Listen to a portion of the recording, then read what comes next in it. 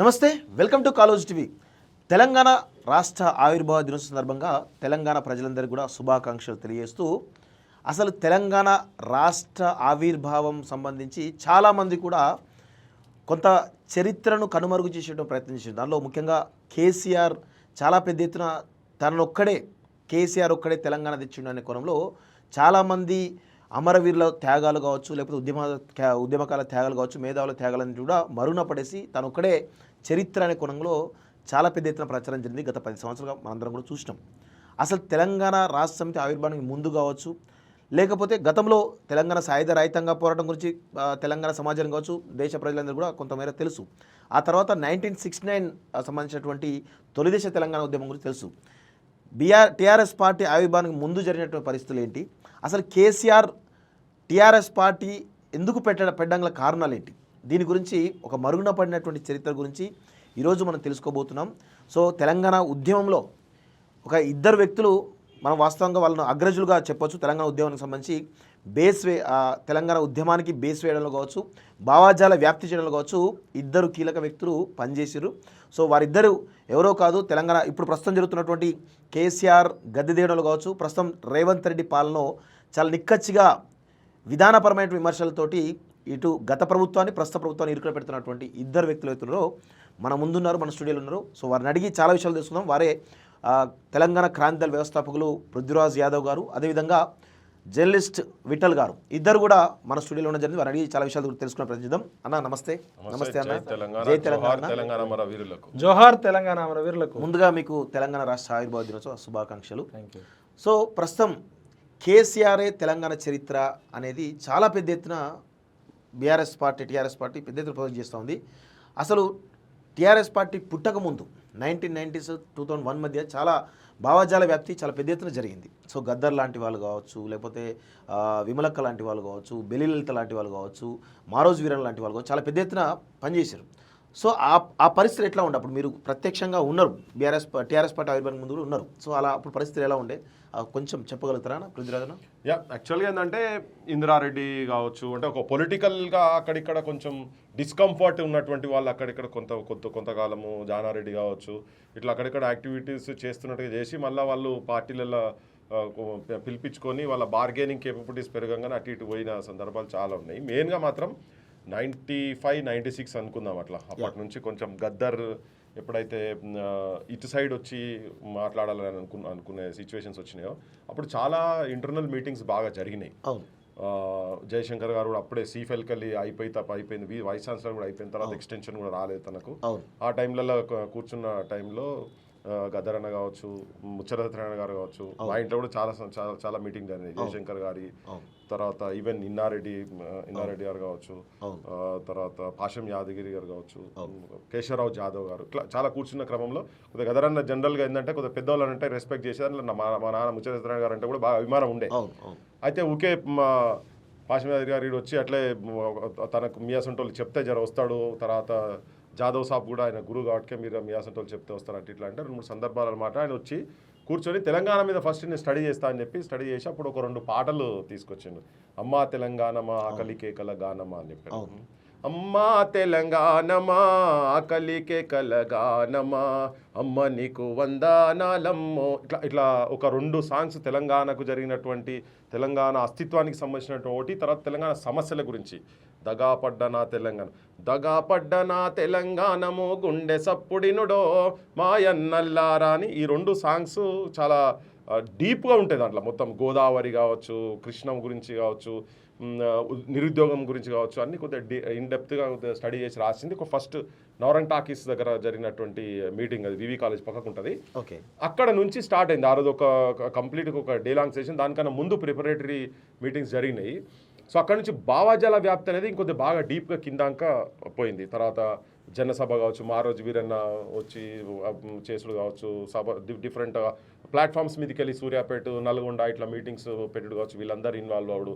ఇది ఒక్కసారి వచ్చిన తర్వాత ఈవెన్ బెల్లిలలిత లొల్లి లొల్లి లొల్లి బుట్టే ఊరు వాడ లొల్లి బుట్టే పట్నాముల్ల లొల్లి బుట్టే లొల్లి లొల్లి లొల్లి బుట్టే అని అలా ఎప్పుడైతే బెల్లిలలిత ఫోర్ ఫ్రంట్లోకి వచ్చి కూర్చున్నదో, ఈవెన్ మిత్ర రాసినటువంటి సాహిత్యం కూడా పల్లె పల్లెనా పల్లెర్లు మొలిసే పాలమూరులోనా మా తెలంగాణలోనా పాత గోడలు పందిరి గుంజలు సిన్నబోయినాయి ఇండ్లు దుమ్ము పట్టినాయో. ఇది అరౌండ్ 94-95 ఈ సాంగ్ కూడా. సో ఈ సాహిత్యం అంతా ఎప్పుడైతే ఈ సమస్యల గురించి ఇప్పుడు పాలమూరు లేబర్ అంటే ప్రపంచానికి ఎరుక అని చెప్పని, లేకపోతే ఇప్పుడు పోయి వలసల బతుకుల మీద దీన్నంతా ఒకసారి బొగ్గుబాయిల బతుకుల సింగరేణి ఇష్యూస్ వీటన్నిటికి సంబంధించినటువంటి ఎప్పుడైతే ఇవి భావజాల వ్యాప్తి ఎప్పుడైతే కింది దాకా యూనివర్సిటీ స్థాయి దాకా అప్పుడు ఉన్నాయి 2 యూనివర్సిటీలు, డిగ్రీ కాలేజ్ టౌన్స్కి ఇట్లా పోతున్న క్రమంలో అప్పుడు చంద్రబాబు ఈ ఆంధ్ర పాలకులు కన్నెర చేశారు. సమస్యనే లేదు, దీన్ని మొదట్లోనే క్రష్ చేయాలనే ఉద్దేశంతో బెల్లెల్తని చంపేసేసారు. 18 ముక్కలు నిర్దాక్షిణ్యంగా నరికి చంపింది గొల్లకుర్మ డోల్ దెబ్బ అని. ఆ డోల్ దెబ్బ మూమెంట్తో పాటు ఆమె తెలంగాణకు జరుగుతున్న తాగబోతే నీళ్లు లేవు తుమ్మెదాలు తడి గొంతులు ఆరిపాయే తుమ్మెదాలు అని చెప్పని ఈ పాటలన్నింటినీ మళ్ళీ తెలంగాణకు లింకప్ చేసుకొని వస్తున్నటువంటి దాంట్లో ఆమె చంపిండ్రు. గదరన్నను కూడా అప్పటిదాకా గదరన్న మీద పెద్ద ఏం లేకుండే, కానీ ఈ ఎప్పుడైతే తెలంగాణ గురించి ఈ పాటలు రాసి ఎప్పుడైతే బయటికి వచ్చిండో గదరన్న మీద కాల్పులు చేసి క్రష్ చేయాలని చెప్పని అప్పుడు స్టూడెంట్స్ అయినా కానీ ఎవరన్నా మా ఇంట్ల మీద కూడా మాజీ మంత్రి ఇండ్ల మీద కూడా, నేను మాజీ మంత్రి కొడుకైనా నా మీద కూడా రిప్రెషన్ అంటే సామాన్య వాళ్ళ మీద ఎంత ఉండి ఉంటుందో చూసాను. ఎక్కడ ఏ మండలంలో ఎవరన్నా స్ట్రాంగ్గా తెలంగాణ గురించి మాట్లాడితే వాళ్ళని తీసుకపోయి ముసల్లెక్కించుడు, బొక్కలు ఇరిగేటట్టు కొట్టుడు. అప్పుడు అరణ్య రోదనమయ్యేది. ఇక్కడ ఉన్న ఈ ప్రాంత ఎమ్మెల్యేలు మంత్రులు కూడా మాట్లాడలేని పరిస్థితి. అసలు తెలంగాణ జనసభ తెలంగాణ మహాసభ అసలు వీటి యొక్క ఏర్పాటుకు ప్రధానమైనటువంటి కారణాలు ఏంటి అసలు? ఇష్యూసే మెయిన్గా. ఓకే, తెలంగాణకు సంబంధించినటువంటి ఇష్యూస్ తోటే వీళ్ళందరూ ఒకటై ఐక్య కార్యాచరణ కమిటీలు పెట్టుడు కావచ్చు. కొంత అప్పుడు ఎక్కువ పీపుల్స్ వార్ సపోర్ట్ కూడా ఇంటర్నల్ సపోర్ట్ అంటే బయట ఉన్నటువంటి వాళ్ళతోటి జరిగినాయి. వరంగల్లో జరిగిన మీటింగ్లు కావచ్చు, ఈవెన్ నార్మల్ తెలంగాణ మీటింగ్ జరిగినా కానీ ఈ రిప్రెషన్ జరిగేది. సో తెలంగాణకు జరుగుతున్నటువంటి ఎప్పుడైతే ఇప్పుడు ఈ కరెంటు సమస్యలు కావచ్చు, విపరీతమైన రిప్రెషన్ ఏదైతే ఉండేనో ఆ రిప్రెషన్ అంతా ఈ పాలకుల ద్వారా ఎప్పుడైతే జరుగుతున్నదో దాన్ని తిప్పికొట్టాలి అంటే మన సపరేట్ స్టేట్ మనకు వస్తేనే మన నీళ్ళ వాటా మనకు వస్తుంది, మన ఉద్యోగాల వాటా మనకు వస్తుంది, మన నిధులు మనమే ఉంటాయి, మన వనరులు కూడా మనమే కాపాడుకోగలుగుతాము అనేది ఎప్పుడైతే వచ్చిందో అప్పుడు ఆ ఫోర్సెస్ కొంచెం ఎక్కువ తిరుగుతూ ఉండే కాబట్టినే అప్పుడు విమలక్క తరఫుకి వెళ్ళి రాజన్న అనుకోరు ఈ డిఫరెంట్ గ్రూప్స్లోకి వెళ్ళి అవి సపరేట్గా వాళ్ళది నడుస్తూ ఉండే, ఆ గ్రూప్లు నడుస్తూ ఉండే, ఇండిపెండెంట్గా వాళ్ళకి సంబంధం లేకుండా మా ఆసంటోళ్ళం కూడా తిరగడం జరిగింది. వాళ్ళు కొద్దిగా క్రియాశీలంగా వాళ్ళు కూడా బాగా యాక్టివైజ్ అయ్యి ఇప్పుడు తెలంగాణ జనసభ మా రోజు వీరన్న స్టార్ట్ చేయడం జరిగింది 1996-97 టైంలో. సో అప్పుడే ఆ కాలంలోనే సామాజిక తెలంగాణ దిశగా అడుగులు వేసారు వాస్తవంగా. కానీ 2001 తర్వాత అది సామాజిక తెలంగాణ కాస్త కేవలం ఒక దొరల తెలంగాణ ఉద్యమం వైపు నడిచింది అనుకోవచ్చు. అప్పుడు పరిస్థితి ఎట్లా ఉండే అసలు? అంటే వాస్తవానికి మీరు అడిగిన ప్రశ్నలకి కొంచెం ముందుకు వెళ్ళాల్సిన చరిత్ర తెలుసుకోవాలి. అసలు నిజాం కాలంలోనే నిజాం రాజు మొత్తం ఎక్కడెక్కడో మెరిట్ పేరు మీద కాయస్తుల్ని ప్రపంచంలో ఉన్న అందరిని తీసుకొచ్చి ఇక్కడ ఉద్యోగాలు ఇచ్చిండు రకరకాల భాషలకి. అప్పుడే నాన్ముల్కి గో బ్యాక్ అనే ఉద్యమం నిజాం కాలంలో వచ్చింది. ముచ్చర్ల సత్యనారాయణ గారు విద్యార్థిగా చదువుతున్నప్పుడే ఆయన ఈ ఇడ్లీ సాంబార్ గో బ్యాక్కి ముందే దీని మీద తిరుగుబాటు చేశారు. అంటే ఒక రకంగా నాన్ముల్కి గో బ్యాక్ ఉద్యమానికి తెలంగాణ కాంటెక్స్ట్లో నాకు తెలిసినంత వరకు ముచ్చర్ల సత్యనారాయణ గారే బొడ్రాయిలు అంటాడు. అప్పటికి అసలు ఇప్పుడు చెప్పిన పేర్లు ఎవరు లేరు. దాని తర్వాత 1952లో ఇడ్లీ సాంబార్ గో బ్యాక్ కానీ దానికి నాయకత్వం వహించారు స్టూడెంట్గా ఉండి కూడా. ముచ్చర్ల సత్యనారాయణ గారి జీవితం నుంచి మనం తెలుసుకోవాల్సింది ఏంటంటే తెలంగాణ అనే పదానికి, తెలంగాణ అనే తిరుగుబాటుకి, ధిక్కార స్వరానికి ఆయనే పునాది రాయి, ఆయనే బొడ్రాయి.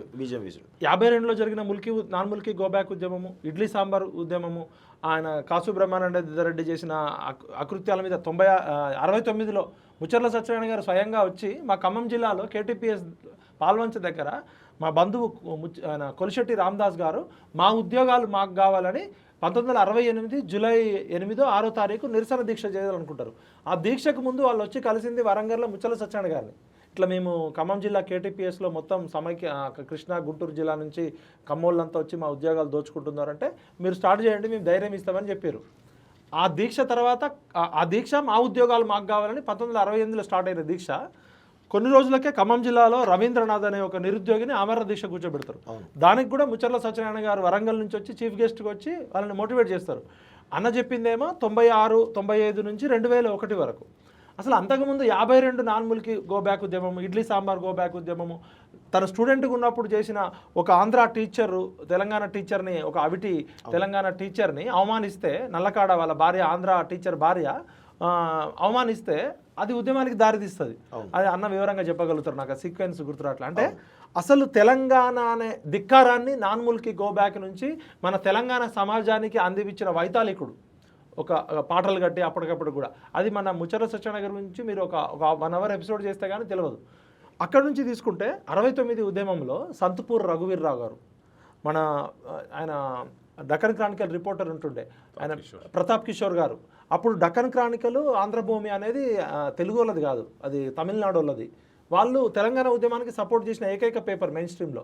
69 ఉద్యమం ఖమ్మంలో అమర దీక్ష స్టార్ట్ కావడము, ఇక్కడ సిద్దిపేటలో ఫైరింగ్ జరగడము, కొత్తగూడెంలో దస్తగిరి రాంబాబు అని మా ఇంటి దగ్గర రామచంద్ర స్కూల్ దగ్గర ఇద్దరిని చంపేశారు. అంటే ఆ ఉద్యమం 69 ఉద్యమం ఇట్లా ఉప్పెనలాగా లేవడానికి కూడా ముచ్చర్ల సత్యనారాయణ గారి మార్గదర్శకత్వము మేము ఉన్నామనే ధైర్యం. అప్పుడు వాళ్ళంతా student leaders. Army versus students 1 year curfew జరిగిన పోరాటం. 369 డెడ్ బాడీలు ఉస్మానియా హాస్పిటల్లో పోస్ట్ మార్టం చేసిన డెడ్ బాడీలు. ఒక్క డెడ్ బాడీ ఉస్మానియా హాస్పిటల్కి వస్తే 100 మంది తల్లిదండ్రులు వచ్చేటోళ్ళట, ఇది మా కొడుకుదా మా కూతురుదా అని. ఎందుకు అంటే ఆర్మీ ఏం చేసిందంటే, ఇప్పుడున్నంత మీడియా లేదు, అప్పుడు ఓన్లీ ఆల్ ఇండియా రేడియో ఉండేది, పేపర్లో రాస్తే అదే. ఎక్కడో పటాన్ చెరువులోనో లేకపోతే ఎక్కడో కోటిలోనో ఫైరింగ్ జరిగి చచ్చిపోతే కూడా అట్లా 3000 మిస్సింగ్ కేసులు ఉన్నాయట. మలబారు ఆర్మీ అని బర్మా ఆర్మీని తీసుకొచ్చి ఇక్కడున్న పోలీసులనేమో ఆంధ్ర తెలంగాణకు పంపిస్తే ఆర్మీతోటి విద్యార్థుల్ని కాల్చివేసారు. కాసు బ్రహ్మానంద రెడ్డి ముఖ్యమంత్రి, ఇందిరాగాంధీ ప్రధానమంత్రి, జలగం వెంగళరావు హోంమంత్రి. ఆ 69 ఉద్యమ త్యాగాల పునాదుల మీదనే మళ్ళీ 96లో ఇదంతా. దీనన్నిటికీ సజీవ సాక్షి ముచ్చర్ల సత్యనారాయణ గారు. సో ఇప్పుడు మీ తండ్రి గారు ముచ్చర్ల సత్యనారాయణ గారు అసలు తెలంగాణ అనేటువంటి కోణంలో ఏ విధంగా, అంటే తెలంగాణ వాదం ఎత్తుకోవాలి అనే కోణంలో అసలు ఎట్లాంటి పోరాటం చేశారు? అసలు యాక్చువల్గా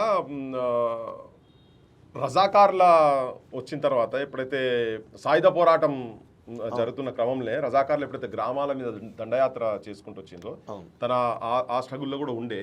సో అప్పుడు ఇక్కడి నుంచి ఆంధ్ర ప్రాంతానికి చాలామంది వలసలు పోయినరు. ఈ నల్గొండ ఈ ప్రాంతాలకు వెళ్ళి, వరంగల్ ఇక్కడ నుంచి ఇక్కడంతా బిజినెస్ చేసుకుంటారు కావచ్చు, గ్రామాలలో వీళ్ళ అరాచకాలు భరించలేక అటు సైడు ఆశ్రయం గురించి అని పోయిండు.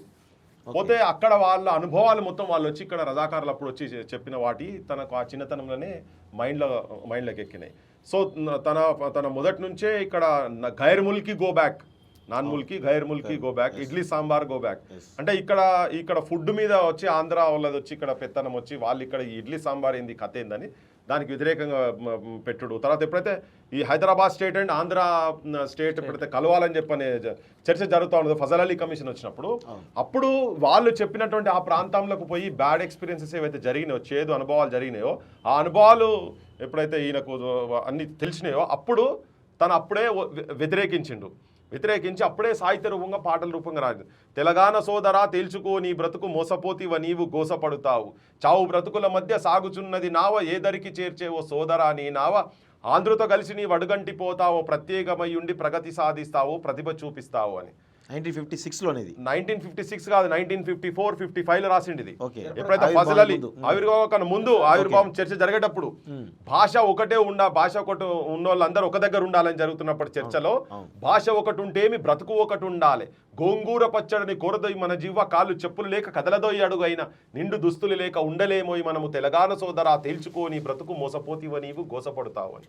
అప్పుడు వాళ్ళు ఏం చెప్పారంటే, మీరు ఏదంటే అది ఇస్తాము, మీకు ఎట్లాంటి అట్లా మన ఇద్దరం మాత్రం కలిసి ఉండాలని. ఎన్నెన్నో వాయిదాలు ఎనలేని హామీలు అడగకున్నా మనకు ఆంధ్రులు ఇస్తున్నారు, చేతికొచ్చేదాకా చేస్తారు దండాలు, చివరిని చేతికి చిప్పయ్యే ఇస్తారు అని. ఇది అప్పుడే చెప్పిండు.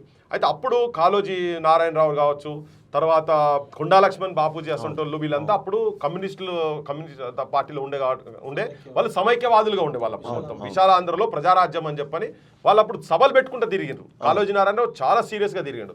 ఆ టైంలో తన మాత్రం ఎట్టి పరిస్థితుల్లో కలపొద్దు అని చెప్పని తను అన్నాడు. అప్పుడు వీళ్ళ మీద కూడా రాసిండు ఏంటంటే, కాళోజీ నారాయణరావు ఒక బ్రాహ్మణ కుటుంబానికి సంబంధించినటువంటి వాళ్ళు ఇక్కడ ఉన్నారు, అక్కడ కూడా బ్రాహ్మణులు, టంగుటూరు ప్రకాశం పంతులు వాళ్ళు, ఇక్కడ బూర్గుల రామకృష్ణరావు, అక్కడ రాజు, వీళ్ళంతా కలిసి బ్రాహ్మణులంతా కలిసి ఒక్క దగ్గర ఉండి కొంత ఆధిపత్యంలో ఉండే వాళ్ళు, ఇక్కడ ఉండే వాళ్ళు వేరే అయితే వీళ్ళందరూ ఉండి మనం ఒక్క దగ్గర ఉండాలనేది.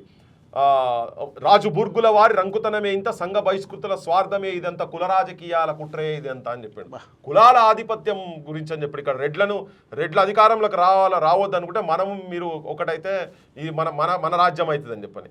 అప్పుడే మళ్ళీ ఇంకొకటి ఏం చెప్తారంటే కమ్యూనిస్టుల మీద కూడా కమ్యూనిస్టులు కూడా ఇక్కడ కమ్యూనిస్టులు అక్కడ కమ్యూనిస్టులు అందరూ ఒకటై మన రాజ్యం వస్తుందని అనుకున్నారు. కానీ ఇక్కడ ప్రజలు ఇబ్బంది పడతారని అనుకోకుండా సౌమ్యవాదులు కూడా స్వార్థపరులైనారు, అధికార దాహంతో అందులైనారు.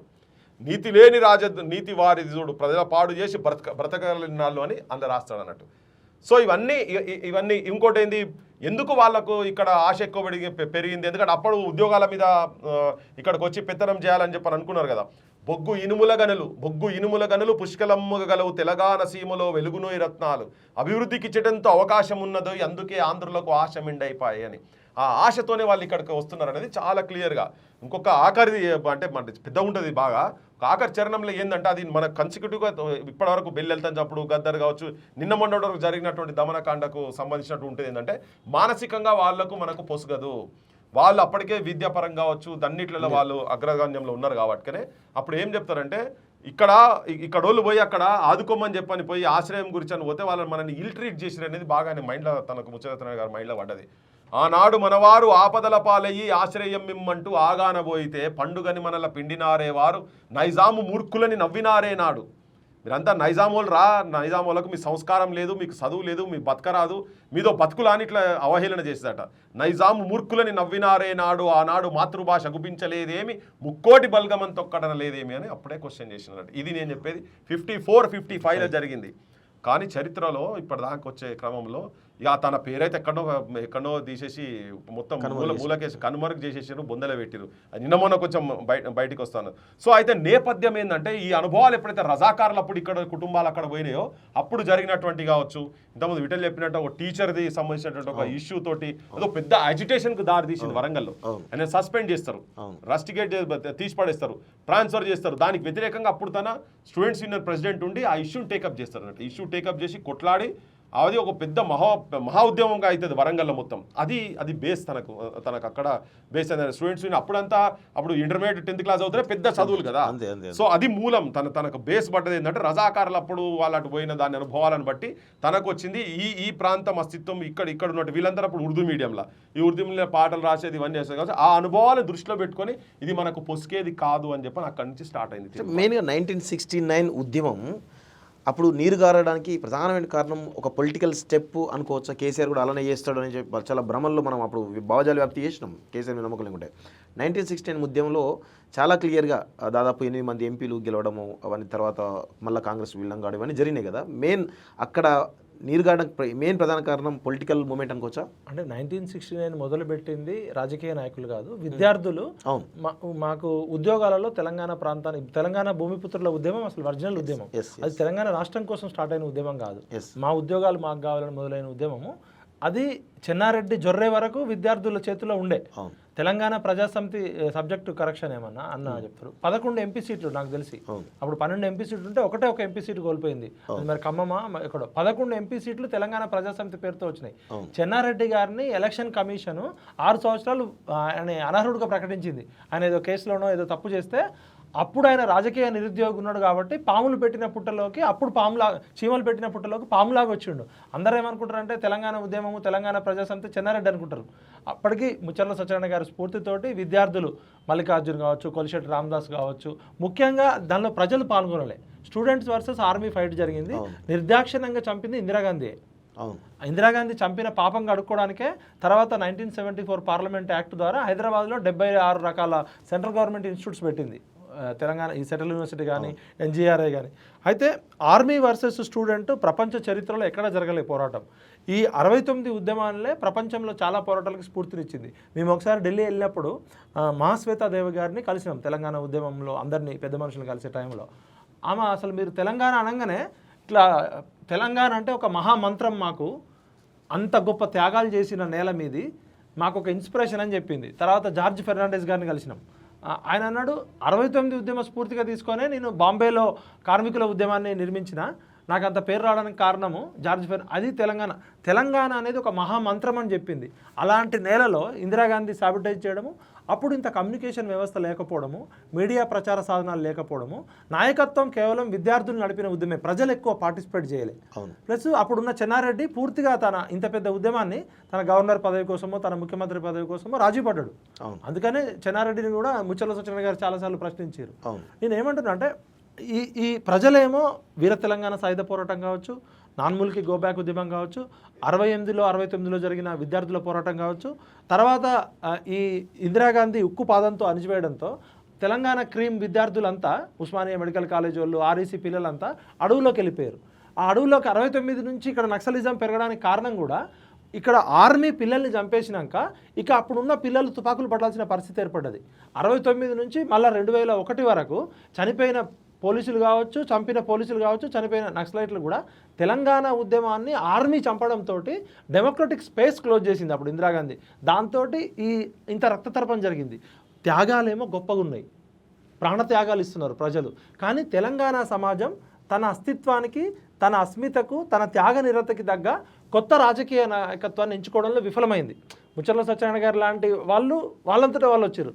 కానీ ఇప్పుడున్న రాజకీయ పార్టీలు, చెన్నారెడ్డి దోకా చేసిండు, తర్వాత వచ్చిన ఇందిరారెడ్డి తన దారి చూసుకున్నాడు, తర్వాత వచ్చిన కేసీఆర్ కూడా తెలంగాణ ఉద్యమంలో ఆయన ఎప్పుడు లేడు. 69 ఉద్యమంలో అసెంబ్లీలో తెలంగాణ వద్దని స్పీచ్లు ఇచ్చినోడు, సమైక్యాంధ్ర పాలనలో ఉన్నాడు. అలాంటి కేసీఆర్ 96 నుంచి 2001 వరకు బెల్లి లలితక్కని చంపినాక ఆజం అలీని చంపారు, పురుషోత్తంని చంపారు, కోబ్రాలు, గ్రీన్ టైగర్స్ అట్లా. అంటే 96 నుంచి 2001 వరకు భావవ్యాప్తి జరిగింది, పునాది పడ్డది. మహాసభ కావచ్చు, జనసభ కావచ్చు, మన బసంత్ టాకీస్ థియేటర్ మీటింగ్ కావచ్చు, ఇంకోటి అశోక టాకీస్ మీటింగ్ కావచ్చు, భువనగిరి మహాసభ కావచ్చు, వరంగల్ మహాసభ కావచ్చు.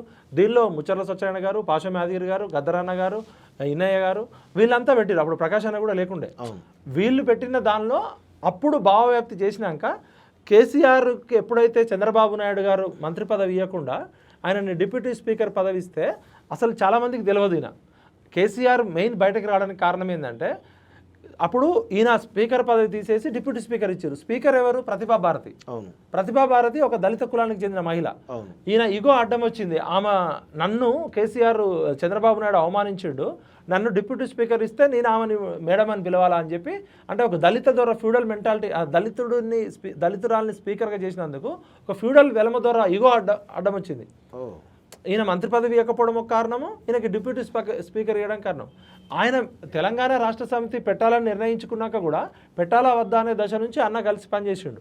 అన్న గురించి అన్న ఇప్పుడు టీఆర్ఎస్ పార్టీ ఆవిర్భావానికి ముందు దాదాపు కేసీఆర్ చాలా, అంటే అప్పటివరకు సమైక్యవాదిగా ఉన్న కేసీఆర్ చాలామంది మేధావులతో, మీలాంటి వాళ్ళతో చాలామంది మేధావులతో చర్చోపచర్చలు చేసి గంటల రోజులు తరబడి సంవత్సరాల తరబడి చేసిన తర్వాతనే టీఆర్ఎస్ పార్టీ పెట్టిరు అంటారు. ఎంతవరకు నిజం ఇది?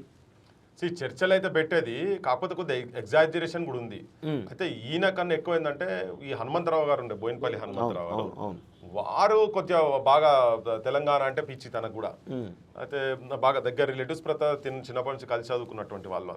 తన కొద్దిగా అందరినీ ఎవరు నమ్మకున్నా కానీ తన మధ్యలో ఉండి అందరిని నమ్మించేటట్టు తయారు చేసింది తననే. ఈవెన్ మా దగ్గర కూడా తనను మధుసూనాచారి సార్. సో అట్లా వీళ్ళందరూ ఏంటంటే ఇన్వాల్వ్ చేసారు. తనకు ఉన్నటువంటి నెగటివ్స్ అన్నిటిని కొంచెం న్యూట్రలైజ్ చేసేందుకు వీళ్ళు పనికొచ్చిండ్రు. యాజ్ ఇట్ ఈస్ గా కేసీఆర్ దగ్గర ఒక మంచి, అంటే చెప్పుకోదగ్గ గుణం ఏంటంటే ఇమీడియట్ గా దాని నుంచి తన ఎట్లా ఏదైనా అంశం నుంచి తన ఎట్లా వాడుకోవాలనో ఆయనకు బాగా తెలుసు. అందులో దిష్ట, అందులో ఆ రాజకీయ చతురత ఆయనకు ఉన్నది కాబట్టినే ఎవరెవరి దగ్గర ఏమేమి ఉన్నాయో అన్ని చూసుకున్నాడు. ఆయన అన్ని తీసుకున్నాడు. పాటగాళ్ళ దగ్గర పాటలు, మాటగాళ్ళ దగ్గర మాటలు, అనుభవాల దగ్గర అనుభవాలు, ఇవన్నీ వాడుకొని ఇవన్నీ తన ఓట్ల రూపకంగా పదవులు ఇట్లా రావాలనో అనే దాని విషయంలో ఆయన అందులో నిష్ణాతుడు. అంటే 2001 ముందు కేసీఆర్ చంద్రబాబు డిప్యూటీ స్పీకర్ ఇవ్వకపోతే పార్టీ పెట్టిండు కాబట్టి మంత్రి పదవి, డిప్యూటీ స్పీకర్ పదవి ఇచ్చారు, డిప్యూటీ స్పీకర్ ఇచ్చి మంత్రి పదవి ఇవ్వకపోవడం వల్ల బయటకు వచ్చని చెప్పేసి అన్నారు. అసలు కేసీఆర్ను తెలంగాణ సమాజం నిజంగా నమ్మే పరిస్థితి ఉండేది అసలు అప్పటి కాలంలో? మీరందరూ నమ్మిరు? అసలు సవాలే లేదు. మేము కాదు, నేను ఒక ఉదాహరణ చెప్తా మీకు. నేను అప్పుడు ఫస్ట్ స్టార్టింగ్ పుస్తకాలు పట్టుకొని, మెంబర్షిప్ పుస్తకాలు పట్టుకొని, నేను కూడా ఉంటాయి కదా, మా దగ్గర వంగపహాడ్ అని ఊరు ఉంటుంది. వంగపహాడ్లో నేను మీటింగ్ పెడుతున్నా. మేము అప్పుడు జెండాలు పెట్టి జెండా ఆవిష్కరణ చేసి మీటింగ్లు పెట్టేది. నన్ను టీచర్ అడిగిండు, ఒక ఎస్టీ టీచర్, ఏంది ఎందుకు తిరుగుతున్నారు మీరు, దేని గురించి తిరుగుతున్నారు, మళ్ళీ ఏ దూరం తీసుకొచ్చి ఇక్కడ పెడతారు, వీడు ముంచడానికి ఏంటి, నమ్మకం ఏంటిది, కేసీఆర్ అంత ముందు మొత్తం సమైక్యవాదమే మాట్లాడే కదా, మీరు ఎందుకు ఇట్లా తిరుగుతున్నారు, మీరు మీ వయసు ఎందుకు పాడు చేసుకుంటున్నారు, మీరు మొత్తం ఇప్పుడే స్టూడెంట్స్ ఉన్నోళ్ళు మీరు ఎందుకు పట్టుకొని తిరుగుతారు, ఇట్లా ఎక్కడి పోయినా మాకు అదొక పెద్ద సంఘర్షణ జరిగేది. అరే అట్లా కాదు ఆయన ఎందుకైతే మన తెలంగాణ కావాలనేది, అంటే గివింతో తెలంగాణ ఏమైతే ఊళ్ళలో నార్మల్గా మాట్లాడతారు కదా, గివింతో తెలంగాణ ఏమైతే వీడు పచ్చి లంగా వీడంతా చంద్రబాబు మంత్రి పదవి ఇవ్వకుండా వచ్చినోడు అట్లా ఇట్లా అని చెప్పని ఇవన్నీ మాట్లాడేది. అందులో కొద్దిగా వాస్తవం కూడా ఉన్నది సీన్. ఎందుకంటే ఇప్పుడు నేను కూడా వ్యక్తిగతంగా నేను చూసిన ఒక సంఘటన, ఆయన ఖాళీ కవర్లు ఇచ్చే సంఘటన నేను చూసిన. ఇది నా మంత్రి పదవికి రాజీనామా, ఇది నా డిప్యూటీ స్పీకర్కి రాజీనామా, ఇది నా ఎమ్మెల్యే పదవికి రాజీనామా అనేది ఇచ్చినాయి. ఆ వేదిక మీద 3 ఖాళీ కవర్లు ఇచ్చిండు ఆయన. సరే 3 ఖాళీ కవర్లు ఏది, ఫస్ట్ ఆవిర్భావ జలదృశ్యం ఆవిర్భావ సభలో చెప్తున్నాను నేను, అది ఆ సభల గురించి చెప్తున్నాను నేను. అయితే అప్పటివరకు అంతా జోష్లో ఉండి ఆ మీటింగ్ ఫుల్ ఇంట్రెస్ట్ తోటి చేస్తూ ఉండే. అప్పుడు ఈ హనుమంతరావు గారే మొత్తం మీడియా ఇదంతా స్టేజ్ మీడియా అంతా తననే చూస్తూ ఉండే. సో ఆ టైంలో మేము ఇది ఎక్స్పెక్ట్ చేయలేదు. సో ఈ ఖాళీ కవర్లు ఇస్తారా, అది ఎవరు రాసిరేందని నేను మళ్ళీ తర్వాత డీటెయిల్గా ఎప్పుడన్నా చెప్తా. కానీ సో అప్పుడు మాకు ఒక భయం ఏమి ఏర్పడ్డదంటే, అరే ఏంది అమ్మ ఈయన ఇట్లా ఇచ్చిండనంటే, అప్పుడు విద్యాధర్ రావు అని చెప్పని మినిస్టర్ ఉండే, వెల్మా మినిస్టర్, ఆయనతోటి చంద్రబాబు తోటి లాస్ట్ మినిట్ వరకు కూడా బేరాలు చేసిండు ఈయన. ఇప్పుడు కూడా సిద్దిపేటకి వెళ్ళి బయలుదేరినాము, ఇప్పటికి కూడా నువ్వు ఎస్ అంటే నేను డైరెక్ట్ కాన్వాయ్ తీసుకొని నీ దగ్గరకు వస్తా అని చెప్పని ఇట్లా ఆయన బేరం చేసిండు అనేది అప్పుడు ఇమీడియట్గా అది తెలిసింది ఇంటర్నల్గా. సో అప్పటిదాకా కూడా ఆయన ఏంటంటే దీన్నంతా ఈ హైప్ అంతా తీసుకొని మంత్రి పదవి వస్తే అటు వెళ్ళిపోదాం అనే ఆలోచనతోటి ఉన్నాడు అనేది అర్థమైంది. అప్పటి నుంచి మాకు ఆ భయాలు స్టార్ట్ అయినాయి. మేము ఏంటంటే అప్పుడు ఏమో ఫుల్ చేయాలేమా, ఏటైతే తెలంగాణ తిరుగుడే ముచ్చటే లేదు, ఏటైతే చూసుకుందాం అనే లెక్కలేమో మేము ఉండే అదంతా. ఇది సడన్గా ఇది ఇటువంటి చూసారుగా మా హోటల్కి అంటే భయమైంది. వామ్మోని అమ్మ ఇదేంది, మా చెన్నారెడ్డి అనుభవం ఆల్రెడీ ఉంది కదా, చెన్నారెడ్డి కూడా అది చెన్నారెడ్డి బై ఫోర్స్లోనే వచ్చిండు.